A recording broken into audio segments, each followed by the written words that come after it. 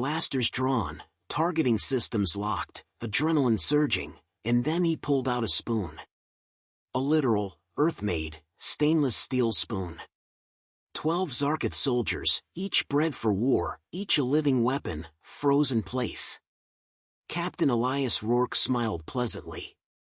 He stood ankle-deep in red jungle moss, hands raised peacefully, eyes calm behind his wire-rimmed glasses. He looked more like a history teacher on a field trip than a military threat. His clothes were practical, dust-covered, and slightly rumpled, like he'd overslept in them. The only metal on him gleamed in his right hand, a plain spoon. Commander Threxel snarled, 3 lower mandibles twitching in confusion. Is that a utensil? It's a spoon, Rourke replied, cheerful. Best one I've got. Titanium alloy, heat-resistant, dishwasher safe, though I doubt you'd care about the last bit. None of the Zarkith responded. Their exoskeletal armor hissed softly with restrained power, energy weapons ready to fire. 12 red targeting lasers pulsed on Rourke's chest.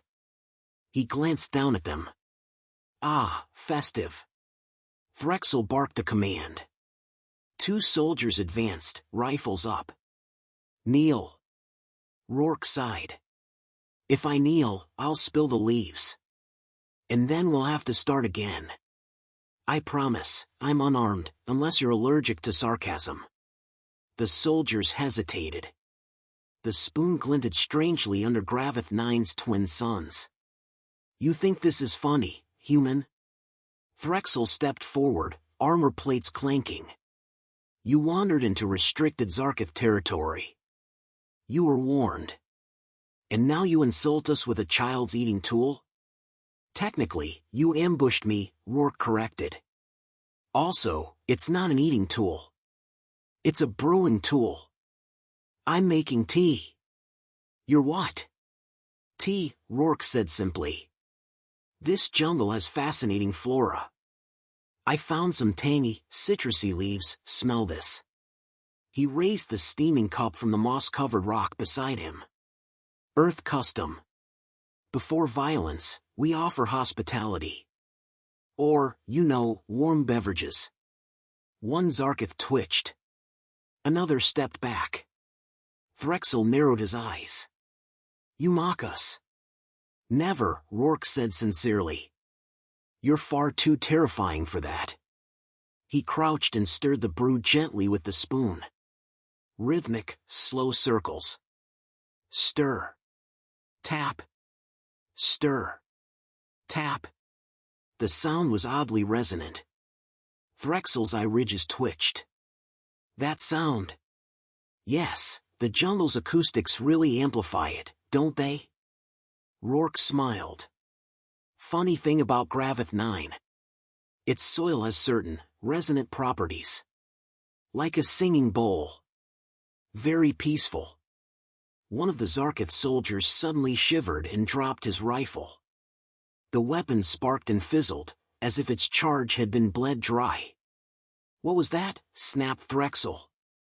The soldier stared at his weapon in horror. I don't know. It just died. Another rifle shorted out. A third soldier's targeting HUD blinked wildly, cycling between static and gibberish. Rourke sipped his tea. You might want to reset your systems. Or maybe not. I hear sudden power loss in high-density armor can lead to unfortunate overheating. Threxel advanced, raising his weapon. What did you do? I stirred tea, Rourke said lightly. And tapped the spoon. 3 times per breath. Very therapeutic. Would you like to try? The jungle rustled ominously. Below the moss-covered ground, dormant human nanobots, seeded weeks earlier by a disguised climate survey drone, awoke. The rhythm from the spoon had triggered a frequency beacon, activating their hidden programming. Silent and unseen, they bloomed through the soil, snaking through the air like microscopic wires. Zarkith gear shut down. One by one, their weapons died. Comms scrambled. Armor HUDs flashed critical errors. Panic set in.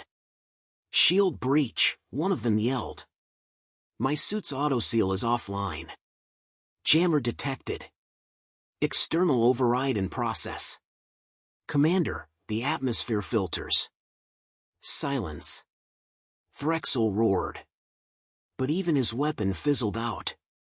His armor locks clicked shut around his limbs. He was no longer in control. Rourke stood slowly, sipping calmly. "You see, Commander, the spoon wasn't the threat. It was just the conversation starter." Threxel thrashed, locked in place, eyes blazing. "This is war." "Not really," Rourke said, walking past him. "This is what we call an inconvenience." He paused near Threxel's immobilized form. "I must say," Rourke continued, his voice now lower, colder, "I tried to be polite. I came to negotiate. But someone decided they preferred threats. So I figured, why not try something different?" He held the spoon up between them, letting the sunlight catch the edge. "You thought this was ridiculous. Harmless. And it is, until you believe otherwise. Then it becomes anything I need it to be." The commander's mandibles twitched, but he couldn't move. His entire unit was frozen, blinded, disarmed, humiliated, by a man with glasses, a thermos, and a spoon. Rourke turned back toward the jungle trail. He tapped his comms once. "Package retrieved," he said casually. "Zarkith team's been peacefully neutralized. Minimal fuss. Please inform HQ Gravith 9 is now, unofficially, a human archaeological preserve." A voice replied in his ear, dry and amused. "Acknowledged. What did you use this time, plasma decoy? Sonic mines?" "No," Rourke said, pocketing the spoon. "Just breakfast utensils." He vanished into the foliage, humming. Behind him, 12 elite alien soldiers stood motionless, trapped in unpowered armor, blinking in disbelief. A soft breeze rustled the trees. Somewhere nearby, a kettle whistled. The grand chamber of the Theta Orion diplomatic station shimmered with overdesigned luxury. Crystal columns pulsed with ambient light, designed to soothe aggression. The chairs were grown, not built, organic biotech tailored to each species. It was meant to be neutral ground. But nothing was neutral anymore. Especially not with humans in the room. Captain Elias Rourke leaned back in his chair, legs crossed, expression unreadable behind his polite half-smile. A saucer and cup steamed gently in his hand. "Not tea this time, coffee. Black. Bitter." The scent cut through the artificial air like defiance. Across from him sat Ambassador Jalin Vach, an elder cephalid whose skin ink swirled in patterns of suspicion. Next to him perched Ambassador Horvik of the Vrax Ascendancy, feathers puffed in visible disdain. And at the far end, still simmering from last week's humiliation, Commander Threxel tried very hard not to look at the spoon resting on the table in front of Rourke. "Let's begin," Jalin Vach gurgled, voice deep and slow. "The ceasefire hangs by a thread." Rourke nodded agreeably.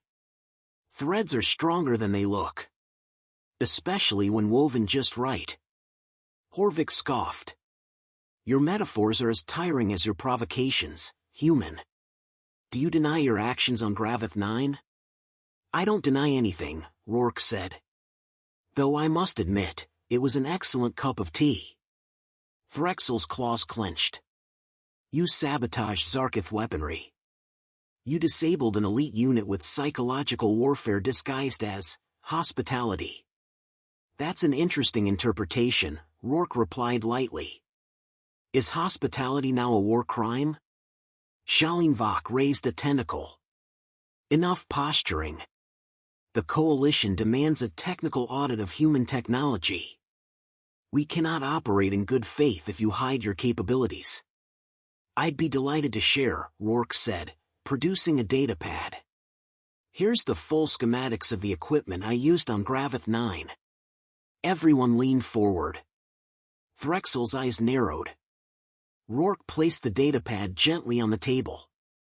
Its title read: Standard Earth Dining Set, Model, IKEA Fusion Series, circa 2043. Horvik screeched. Is this a joke? Only if you're humorless, Rourke replied. A sharp chime interrupted them. From the side door entered Lieutenant Rhea Carson, wearing a crisp suit and an expression carved from dry sarcasm. She handed a small data chip to Rourke and whispered, "It's done." He nodded. "Thank you, Lieutenant." "What was done?" Threxel snapped. Carson raised a brow. "We just upgraded your station's coffee machine." Silence. Horvik blinked. "You, what?" "Oh, just a firmware patch," Carson said casually. Security vulnerability. Anyone with a standard galactic vending interface could have brute-forced your internal comm relays. Quite risky. Lucky we caught it. Shaolin Vok's skin rippled, his ink pulsing sharply. Wait. Are you saying our private transmissions could have been accessed? Rourke stirred his coffee with deliberate slowness. Well, not could. More like were. He tapped the data chip. Full transcripts. Including a very interesting side discussion between the Cephalid and Zarkith delegates about a shared weapons deployment treaty. And a lovely little bribe from Horvik's people to sway resource rights. The room erupted. Shouts, denials, accusations. Rourke sipped. It's astonishing what people say near vending machines. Shaolin Vok hissed, recovering first. This is a breach of protocol. So is plotting to break the ceasefire behind closed doors, Rhea said. But we're not here to point fingers. We're here to make sure no one gets theirs blown off. You've turned diplomacy into blackmail, Horvik snarled. Rourke set his cup down. No. We've turned it into honesty. Painful, I know. He leaned forward. The smile faded. You all assumed humanity was just new. Fragile. Chaotic. You thought our smiles were signs of weakness, our humor a distraction. You underestimated what happens when you invite the clever ape to the table. Shaolin Vok exhaled slowly. So this was your goal all along. Surveillance. Control. Rourke's voice was steady now. No cheer. No charm. This was the goal, to find out who would betray peace the moment it stopped serving them. And you all volunteered the answer. Threxel growled. So what now, human? War? Hardly, Rhea said. War's messy. We prefer precision. Rourke nodded. You'll return to your governments. You'll tell them the humans hacked everything in somehow, without firing a shot. Now hold all your dirty laundry. And you'll ask yourselves, what else do they know? He stood, adjusting his cuffs. But here's the real gift, we're giving you a second chance. No demands. No ultimatums. Just a reminder. He slid the spoon across the table. It spun once and stopped in front of Threxel. Remember Gravith 9. Remember the spoon. And remember, we only look like we're improvising. He and Rhea turned and walked out, silent. In the stunned silence that followed, Shaolin Vok whispered to no one, what kind of species uses tableware as psychological warfare? Threxel didn't answer. He was still staring at the spoon.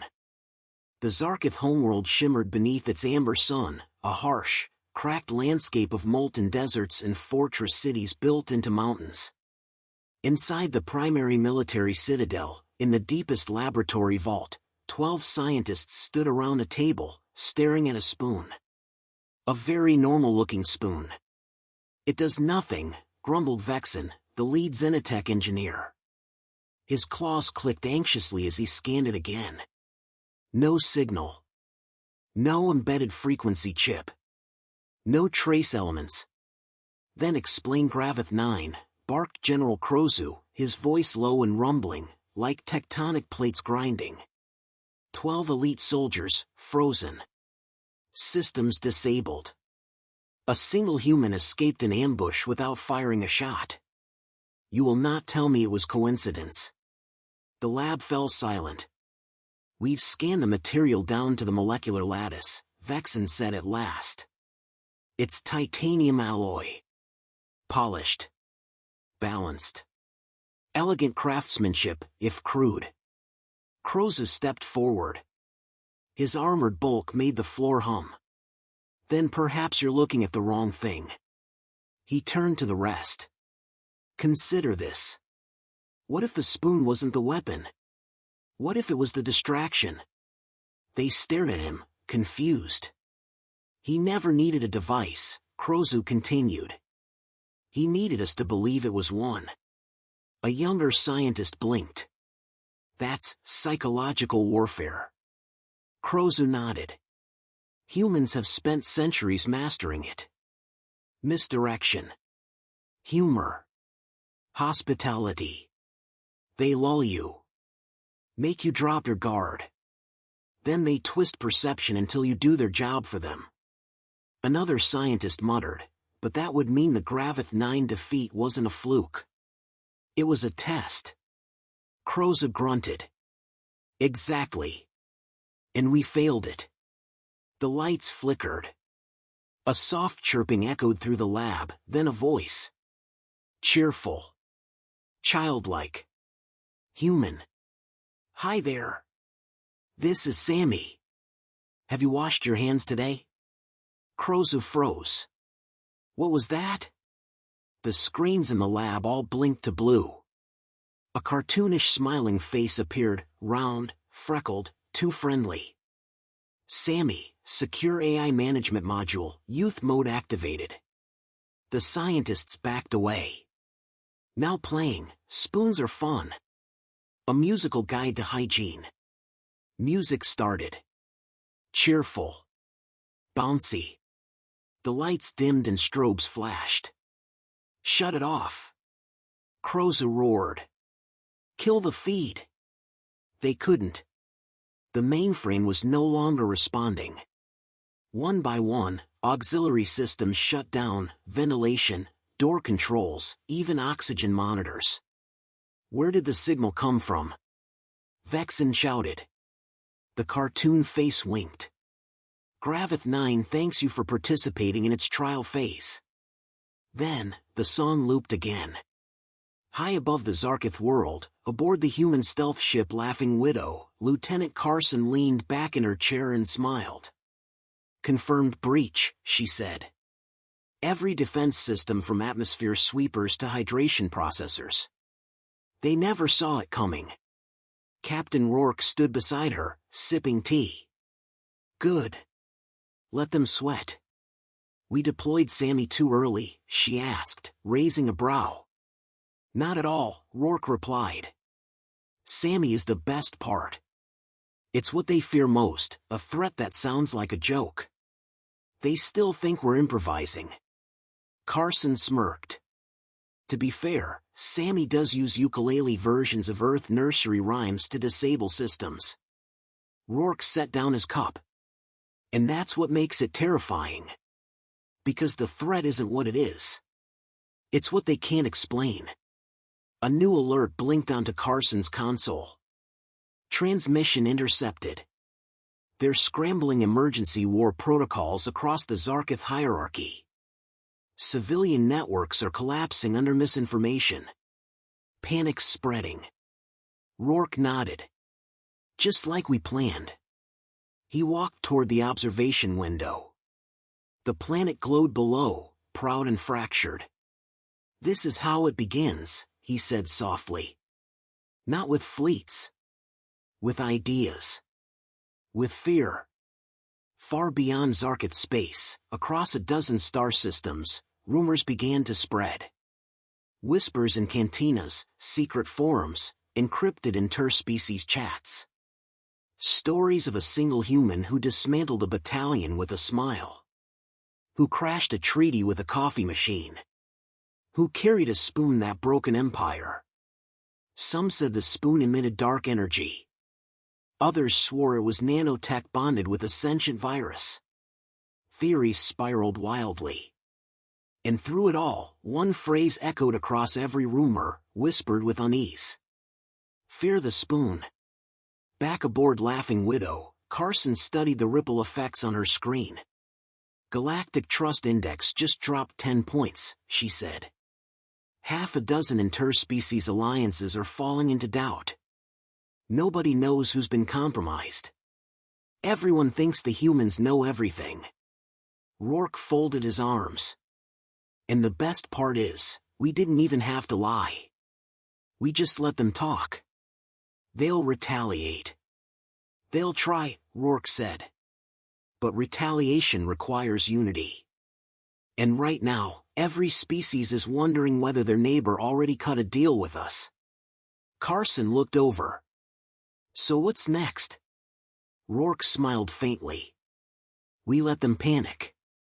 We let them scramble. And when they're at each other's throats, we offer peace again, this time, on our terms. He picked up the spoon from his pocket, twirled it between his fingers. The beauty of it is, the spoon never did anything. The Grand Tribunal of the United Galactic Council was in chaos. Every species with a seat at the table had sent their finest, ambassadors, strategists, high-ranking officers, and at least one oracle who refused to speak in anything but riddles. Security drones floated overhead, scanning for concealed weapons and emotional surges. The room was tense, louder than usual, and crackling with unspoken accusations. In the center of it all stood a small wooden crate. No lights. No alarms. Just a plain, unlabeled box. Ambassador Horvick paced in circles, feathers bristling. It's a trap. It must be. Or it's bait, hissed Commander Threxel from behind a row of Zarkith guards. That's worse. Shaolin Vox's skin patterns pulsed slow and deep. Then why did they send it without an escort? No soldiers. No demands. Just this. The room fell silent as the doors opened. 3 humans walked in. No guards. No armor. No weapons. Just suits. Neatly pressed, annoyingly calm. General May Tanaka led the delegation, flanked by Captain Rourke and Lieutenant Rhea Carson. Tanaka's face was carved from discipline, sharp, unreadable. Carson wore the same amused expression she always did. Rourke smiled like he was about to sell kitchen appliances, not destabilize an interstellar order. They walked to the crate. Tanaka spoke first. Esteemed delegates, thank you for assembling. We come bearing a gift. Rourke kicked the crate open. Inside, dozens of identical stainless steel spoons. Silence. Cold. Heavy. Horvick erupted. You insult us again? After Gravith 9, after Theta Orion, after the chaos you've spread, this is your message? No, Rourke said quietly. This is. He tapped his datapad. Instantly, every console in the chamber flickered. The council's encrypted displays vanished. In their place, data. Not projections. Not propaganda. Truth. Signed treaties forged in secret. Side-channel communications revealing coordinated manipulations. A Vrax-led embargo plan against the cephalids. Zarkith subroutines designed to fail human life support systems. Blackmail ledgers, bribes, plans for betrayal, every dirty secret these species had tucked away in digital shadows, exposed. How? Shaolin Vox whispered, voice hollow. We watched, Rhea Carson answered. You invited us to your stations. Your networks. Your culture. You gave us your passwords and didn't know it. None of it is falsified, Tanaka said. You can verify every signature. Every timestamp. We didn't fabricate your sins. We just held up a mirror. Threxel trembled with rage. So this is your threat? Tanaka stepped forward, eyes cold. This is your warning. You've treated humans as unpredictable. Weak. Loud. But let's be clear, we are none of those things. She turned slowly, addressing the chamber. We are deliberate. We are calculating. And we have made you believe a spoon is a weapon. A slow, subtle shift rippled through the alien delegates. Fear. Not the sudden kind. The quiet, growing realization that they were not in control, and maybe never had been. Rourke took over. You wanted to see our power. So we showed you nothing. We let your fear do the rest. He tapped the crate. These spoons? Harmless. Ordinary. But now, every officer in your military second-guesses them. Every diplomat wonders if one is listening. Every citizen jokes about humans with tableware, and then falls quiet. He smiled, all charm again. That's power. Horvik sputtered, You destabilized half the quadrant over a symbol? No, Rourke said. You did. We just gave you a little nudge. Shaolin Vok leaned forward. So what do you want? Tanaka didn't blink. Peace. One you can't manipulate. A treaty where terms are no longer defined by who shouts loudest or postures longest. Rhea added, and we want the galactic record corrected. Humanity isn't the erratic child of the stars. We are what you become when you've outgrown your need for bluster. Rourke gestured toward the screens. We've seen your games. We've played them better. A long silence followed. Finally, the cephalid elder stood. Shaolin Vok's voice was calm. You've made your point. The spoon was never the weapon. No, Rourke agreed. You were. The chamber sat in stillness. No counter-arguments. No rebuttals. Just the understanding that the balance had shifted. Humans didn't bring fleets. They brought mirrors. Later, in orbit above the council station, aboard the Laughing Widow, the three humans sat quietly in the debriefing lounge. Carson was typing on her tablet, logging the outcome. Tanaka sipped green tea. Rourke stared at the stars, spoon balanced across his fingers. Carson glanced over. You think they'll believe us next time? Rourke didn't look away. Doesn't matter. The belief isn't the goal. It's the doubt that does the damage. Tanaka nodded. They'll stay fractured. Watching each other. Afraid of what else we've hidden. Carson chuckled. And we haven't hidden anything. Rourke smiled faintly. Exactly. She leaned back. So what happens if someone calls our bluff? He flipped the spoon once, caught it neatly. Then, he said, we bring the fork.